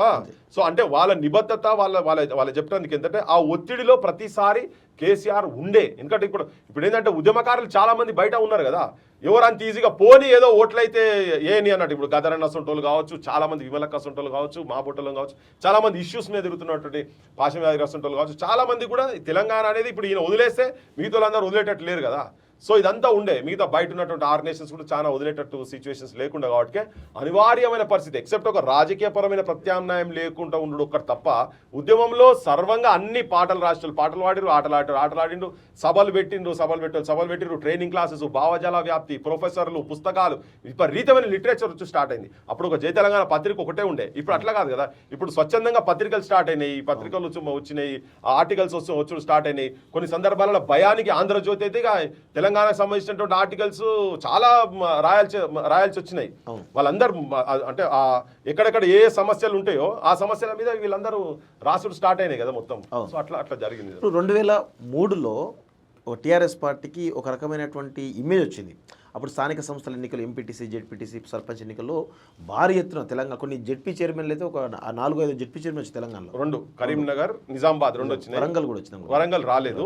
కరీంనగర్ ఒక వెల్మా రాజేశ్వరరావు అనే అయిండు, తర్వాత నిజామాబాద్ ఏమో సంతోష్ రెడ్డి, 2 వచ్చినాయి. అంటే విపరీతంగా అంటే ఎంపీటీసీల విషయంలో 2001 ఓకే ఎంపీటీసీలు కానీ జెడ్పీటీసీలు కానీ సర్పంచ్ చాలా భారీ ఎత్తున వచ్చినాయి అప్పుడు. సో ఆ క్రమంలో టీఆర్ఎస్ పార్టీ అంతా రావడానికి టీఆర్ఎస్ అంతా సీట్లు రావడం గల కారణం ఏమై ఉండొచ్చు? 2 తెలంగాణ అనే ఉద్యమం 68 ఉద్యమంలో ఏదైతే నష్టపోయిన మా ఫాదర్ తరము వీళ్ళందరూ ఆ పునాదులు అట్లనే ఉన్నాయి. ఎప్పుడైతే 96 నుంచి 2001 వరకు చంద్రబాబు నాయుడు టైంలో జరిగిన విపరీతమైన ఒత్తిడి మధ్యతరగతి టీచర్లు కావచ్చు, మేధావులు కావచ్చు, రచయితలు, కవులు, కళాకారులంతా కూడా ఆల్రెడీ అది దున్ని పెట్టినది. ఇంకోవైపు ఎవరు ఒప్పుకోయినా మావోయిస్ట్ పార్టీ అనేది సపోర్ట్ చేసింది. మావోయిస్ట్ సింపథైజర్లు కరీంనగర్ సింహగర్జనకి 30,000 మంది వచ్చారంటే తెలంగాణ వాదుల బలంతో కేసీఆర్ అనేటోడు శివలింగం మీద తేలిలాగా వచ్చి కూర్చున్నాడు. చాలాసార్లు ఇది చెప్తుంటారు. అయితే ఇక్కడ 4-5 ఇన్సిడెంట్స్ మనం చూస్తే టీఆర్ఎస్ పార్టీ యొక్క 2001 ఏప్రిల్ 27 అబద్ధాల 3 లెటర్లు అబద్ధం. ఒకవైపు బొజ్జ గోపాలకృష్ణారెడ్డి, ఇంకో ఆయన కోటగిరి విద్యాధర్రావుతో మంతనాలు జరపడం నిజం. ఈయన మీద నమ్మకం లేకనే కొడుకు కూతురుపై అమెరికాలో ఉద్యోగాలు చేసుకున్నారు, తెలంగాణ లేదు తెలంగాణ లేదని. హరీష్ రావు అనేటోడు స్లిప్పర్లు వేసుకొని రబ్బర్ చెప్పులు వేసుకొని నేను కేసీఆర్ మాట్లాడేటప్పుడు తేజ టీవీలో రిపోర్ట్ అయినప్పుడు ఛాయలు వాటర్ పేపర్లు అందించినోడు ఎమ్మెల్యే కాకుండా మంత్రి అయ్యిండు. వీళ్ళు ఏ పదవులు తీసుకొని కాపలా కుక్కలాగా ఉంటా, నేను నన్ను తప్పు చేస్తే రాళ్లతో కొట్టమని చెప్పినోడు నేను నా భార్య నా ముసల్ది మాత్రమే ఉన్నాం, మా పావు కేజీ బియ్యం పెట్టుకుంటే సరిపోద్ది, నా కొడుకు కూతురు అమెరికాలో పెద్ద పెద్ద బిల్డింగ్లలో మంచి రాజజీవితం గడుపుతున్నారు, వాళ్ళు ఇక్కడికి రారు అని చెప్పారు. నాకు నేను పదవులు తీసుకోను, ఎటువంటి పదవులు అడగన్నాడు. ప్రతిదీ కూడా ఆయన చెప్పిన ప్రతి మాట ఆయననే కేసీఆర్కి నా తల నరుక్కుంటా కానీ మాట తెగిపడదు, మాట అంటే మాటే అన్నాడు. దళితుని ముఖ్యమంత్రి చేస్తా అన్నాడు. బొంత పురుగుని కవగలించుకుంటా కుష్టి రోగిని అన్నాడు. టీడీపీతో అసలు పొత్తు పెట్టుకొని అన్నాడు. ఈయన పొత్తు పెట్టుకొని పార్టీయే లేదు. స్టార్టింగ్ నుంచి ఈయన అసలు తెలంగాణ రాకముందే మంత్రి పదవి ఎందుకు తీసుకున్నాడు? కేంద్ర మంత్రి పదవి తీసుకున్న మంత్రి పదవి కూడా షిప్పింగ్ శాఖ తీసుకున్నాడు. తెలంగాణలో సముద్రమే లేదు, ఆయన తీసుకుంది సముద్రం ఓడల శాఖ. కొన్ని రోజులు మంత్రి పదవి లేకుండా ఢిల్లీలో కూర్చున్నాడు. సోనియా గాంధీతో విలీనం అన్నాడు, మళ్ళీ తూచు అన్నాడు. అయితే ఇక్కడ చూసుకోవాల్సింది ఏంటంటే కేసీఆర్ బలి చేసింది ఎవరినంటే ఫస్ట్ రేగులపాటి పాపారావు అని ఒక ఆయన వేరే పార్టీలో ఎమ్మెల్యే ఉండి వచ్చిండు, ఆయన అవుట్. తర్వాత బోయినపల్లి హనుమంతరావు గారు అని వాళ్ళ నాన్నగారిని కరీంనగర్ గాంధీ అంటారు, బోవేరా అంటారు. వాళ్ళు సామాజిక సేవలో కొంచెం మంచి పేరు ఉన్నోళ్ళు. బోయినపల్లి హనుమంతరావు గారు ఎత్తు పొడుగున్నాడు, ఇంగ్లీష్ బాగా మాట్లాడతాడు, ఈయన ఉంటే నన్ను ఎవరు పట్టించుకోరని ఒక అభద్రతతోటి, ఇన్సెక్యూరిటీ తోటి, జలసీతోటి బోయినపల్లి హనుమంతరావుని కథం పట్టించాడు. అంటే 2 వెలమలను కథం పట్టించాడు. తర్వాత ఆలయ నరేంద్ర గారు నిజాం షుగర్స్ యూనిట్లో బోధనలో అరెస్ట్ అయ్యిండు. తెలంగాణ సాధన సమితి పెట్టుకుంటే ఒక తెలంగాణ టైగర్ బీసీ బిడ్డ ఆలయ నరేంద్రని కౌగలించుకున్నాడు, కథం పట్టించిండు ఆయన ఏదో కేసులో ఇరికిచ్చి. తర్వాత మన విజయశాంతిని కథం పట్టించిండు, ఈటల రాజేందర్ని ఎలగొట్టించిండు, రవీంద్ర నాయక్ తెలంగాణ బంజారా గాంధీని ఆగం చేసిండు. ఈయన బలి చేసిందంతా ఎవరినైనా బలి చేస్తాడు. ఆయన బలిపీఠం ఎక్కిస్తాడు. అక్కడ కులము మతము ప్రాంతం ఏముండదు. మళ్ళీ ఒకవైపు చంద్రబాబు నాయుడు తిట్టి చంద్రబాబు నాయుడుతో పొత్తు పెట్టుకున్నాడు. ఆయన పొత్తు పెట్టుకొని పార్టీయే లేదు, కమ్యూనిస్టులతో కూడా పొత్తు పెట్టుకున్నాడు, మహాకూటమి అని చెప్పి. కేసీఆర్ అనేటోడు 24 అవర్స్ 365 డేస్ తన స్వార్థం కోసము పవర్ పాలిటిక్స్ చేసే పవర్ జీవి. దానికి ఏమీ ఎటువంటి విచక్షణ లేకుండా తడుగుటతో గొంతుకోసే టైపు. ఇక్కడ నేను అనేది ఏంటంటే 2001 నుంచి 2004లో 24 సీట్లు 26 సీట్లు వచ్చినాయి. అటు ఎంపీటీసీలు జెడ్పీటీసీలు వచ్చినాయి. ఇది అయిపోయాక 2009కి వచ్చేసరికి వాళ్ళ మహాకూటమి అన్నాడు. 2014 వచ్చేసరికి కాంగ్రెస్ పార్టీ ఢిల్లీలో అయిన పరపతి ఎంత గొప్పదంటే, నేను ఢిల్లీలో జర్నలిస్ట్గా పనిచేసినప్పుడు ఉద్యమంలో పనిచేసినప్పుడు శరద్ పవార్ గారిని కలిసినాం. శరద్ పవార్ గారిని 2 గంటలు వెయిట్ చేయించిండు ఈయన బాత్రూంలో తాగి కాళ్ళు జారి కింద పడితే ఆయన చూడడానికి వస్తే శరద్ పవార్ అనేటోడు నేషనల్ లీడర్ 2 గంటలు వెయిట్ చేపిస్తే ఇట్లాంటి వాళ్ళని కూడా 2 లక్షల మెజారిటీతో గెలిపిస్తారా మీరని చెప్పి ఆయన నాతోటే అన్నాడు. తెలంగాణ ప్రజలు ఎంత గొప్ప వాళ్ళు అంటే ఇట్లాంటి నాయకుడిని కూడా 2 లక్షల మెజారిటీతో గెలిపించారు, మీరు మామూలు అమాయకులు కాదు. ఆయన గురించి అప్పటికే దర్బారు అని అయిపోయింది. ఈయన తుగ్లక్ రోడ్లో 23 ఈయన ఇల్లు, తుగ్లక్ రోడ్లో రోడ్ నెంబర్ 10 ఆయన లాలూ ప్రసాద్ యాదవ్ ఇల్లు. ఆయన వస్తే కూడా ఇంతే చేసిండు, లాల్జాన్ పాషా చెప్పిండు. అంటే ఈయనకి ఆయన ఎవరిని కేర్ చేయడు, ఆయన స్వార్థం కోసం. కేసీఆర్ ఎంత గొప్పోడు అంటే TRS party building Telangana Bhavan పునాది అప్పుడు సుదర్శన్ రావు అన్నట్టు ఆయన వ్యవహారం చూసేటోడు. నేను ఢిల్లీ నుంచి నాకున్న పరిచయాల ద్వారా 13 మంది లీడర్లు వస్తే ఎయిర్పోర్ట్ నుంచి నేనే రిసీవ్ చేసుకున్నా, చిన్న పార్టీల వాళ్ళందరూ. పార్టీ బిల్డింగ్ కి 13 మంది నేషనల్ లీడర్లు వచ్చారు. పార్టీ బిల్డింగ్ కట్టి 2 సంవత్సరాలు 3 సంవత్సరాల బిల్డింగ్ అయిపోయాక బిల్డింగ్ ప్రారంభోత్సవానికి ఆ 13 మందిలో ఎవరు రాలే, పిలిస్తే ఒక్కళ్ళు అంబుమణి రామదాస్ కొడుకు రామదాస్ వచ్చిండు. అంటే ఈయన పతారా ఎంత ఉందంటే 2 సంవత్సరాల్లోనే బిల్డింగ్ పునాదినప్పుడు అన్ని చిన్న పార్టీలు వచ్చారు, ఇంకా ఎక్కువ మంది వచ్చారు, దేశంలో ఉన్న అన్ని పార్టీలు పిలిచిండు. బిల్డింగ్ ప్రారంభోత్సవానికి ఎవరు రానన్నారు ఈయన పేరంటే. అందరికీ హామీలు ఇచ్చాడు. రామ్ విలాస్ పాస్వాన్ వస్తే రామ్ విలాస్ పాస్వాన్కి టికెట్ ఇస్తా అన్నాడు, లోక్ జనశక్తి పార్టీకి. బీఎస్పీ మాయావతికి టికెట్లు ఇస్తా అన్నాడు. తర్వాత ఈయన అవసరం ఉండి ఫోన్ చేస్తాడు, వాళ్ళ అవసరం ఉండి ఫోన్ చేస్తే ఎత్తాడు. మాయావతి ఫోన్ చేసినా ఎత్తాడు, రామ్ విలాస్ పాస్వాన్ ఫోన్ చేసినా ఎత్తాడు, శరద్ పవార్ ఫోన్ చేసినా ఎత్తాడు. ఎంత యూజ్ అండ్ త్రోలో ఎవరినైనా టిష్యూ పేపర్గా వాడుకోవడంలో పరాకాష్ట. ఒకసారి నేను ఉమాభారతి గారిని తీసుకొచ్చిన ఇంటికి, ఆమె పాదయాత్ర చేసి వచ్చింది. ఆమెకు అప్పుడు కాళ్ళకి బుబ్బలు ఉండే. కేసీఆర్ ఇంటికంటే ఆమె 3 రోజులు అసలు పట్టించుకోలే. నా మీద వినోద్ రావు వీళ్ళంతా ప్రెజర్ తీసుకొచ్చి ఆమె రావాలంటే నేను తీసుకొని పోయినా. మా ఫ్రెండ్ పూణేలో నా క్లాస్మేట్కి ఆమె దూరం బంధువు అవుతుంది. తీసుకొని పోగానే ఆమె ఇల్లు చూసి ఉద్యమ నాయకుడు ఇల్లు ఇట్లుంటుందా అని అడిగింది డైరెక్ట్. ఇదేమి ఇల్లు, ఇంత పెద్ద ఇల్లు, ఉద్యమ నాయకుడు ఇల్లు అన్నాడు. ఆమెకి భోజనాలు పెట్టడానికి ఇట్లా మొత్తం డైనింగ్ టేబుల్ మీద అన్ని భోజనాలు పెడితే నేను ఇవన్నీ తినను అని ఆమె రొట్టెముక్క ఆమె తెచ్చుకున్న రొట్టెముక్క తిన్నది. ఆమె కాళ్ళకి బొబ్బలు ఉన్నాయని ఏదైనా చిన్న స్టూల్ లాంటిది తెచ్చేయమంటే ఏదో వెండి సింహాసనం లాంటిది తీసుకొచ్చారు. ఇది ఈ ఉద్యమకారుడుగా ఏందా ఇది, ఇట్లాంటి ఇళ్లలో ఉండి మీరే ఉద్యమం చేస్తారని మొగం పట్టుకొని అడిగింది. తర్వాత ఆమె పోయినాక బనబుద్ధులు తిట్టిండు. అంటే ఉద్యమం అంటే త్యాగం. ప్రపంచంలో ఉద్యమం చేసి లాభపడ్డ ఏకైక కుటుంబం కల్వకుంట్ల కుటుంబం. ఉద్యమం అంటే ప్రాణాలు కోల్పోతారు, ఆస్తులు కోల్పోతారు, భూములు అమ్ముకుంటారు, ప్రాణత్యాగాలు అవుతాయి. కానీ కల్వకుంట్ల కుటుంబం చేసిన ఉద్యమం ప్రపంచ చరిత్రలో లక్షల కోట్ల రూపాయలు సంపాదించారు. కుటుంబంలో ఉన్న 4 మంత్రి పదవులు అనుభవించారు. సోడా పోసేటోడు మంత్రి అయ్యిండు, టాబ్లెట్లు ఇచ్చేటోడు రాజ్యసభ అయ్యిండు. ఇంత ఉద్యమాన్ని అవహేళన చేసిన కుటుంబం ఇది. లంకలో పుట్టిన వాళ్ళు అందరూ రాక్షసులు అన్నట్టు కల్వకుంట్ల కుటుంబంలో పుట్టిన వాళ్ళంతా తెలంగాణని పీల్చి పిప్పి పిండి చేసి తెలంగాణను దోచుకున్న వాళ్ళు. ఇప్పుడు మనం కూడా తెలుసు కదా వాళ్ళ బతుకులు. అంతకుముందు ₹1,00,000 లేని రోజుల నుంచి లక్షల కోట్లకు ఎట్లా జరిగారు, రబ్బర్ స్లిప్పర్ లేని రోజులు చార్టెడ్ ఫ్లైట్లకు ఎట్లా వచ్చారు, బూటీ పర్రలు అమ్ముకున్న వాళ్ళు బుర్జ్ ఖలీఫాకి ఎట్లా వచ్చారు. ఇవాళ వాళ్ళకి ఉన్న నడమంత్రపు సిరి నరం మీద పుండు ఉంటే సలసలసలగా అవుతుంది. నరమంత్రపు సిరి వచ్చిన వాళ్ళు కళ్ళు కనపడవు. ఇవాళ అందుకనే కుటుంబంలో ఉన్న 4 పార్టీలు పెట్టుకోవాలని చూస్తున్నారు. వాళ్ళకి చాయ్ పార్టీ పెట్టుకున్నంత ఈజీ అయిపోయింది.